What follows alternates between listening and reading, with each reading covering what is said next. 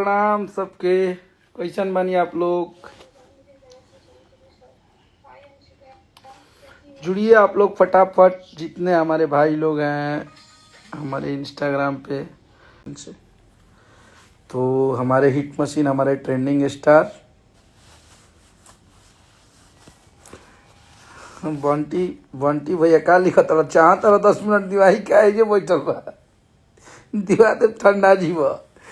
तो हम तो आपको बता दें भोजपुरी की दौर सुपरस्टार खेसारी लाल यादव के अखिलेश कश्यप जी का ये वीडियो सोशल मीडिया काफी तेज वायरल हो रहा है, जिसमें देखा जा सकता है क्योंकि खेसारी लाल यादव के नए देवी गीत के धमाका को लेकर अपडेट देते नजर आते हैं। वैसे तो जैसे ही खेसारी लाल यादव का यह सॉन्ग रिलीज होता है जिसमें वे प्रिया सोहानी जी के साथ काम किए हुए तगड़ा परफॉर्मेंस करते हैं, ओवरऑल देखा जाए तो सॉन्ग में सब कुछ ठीक ठाक ही था।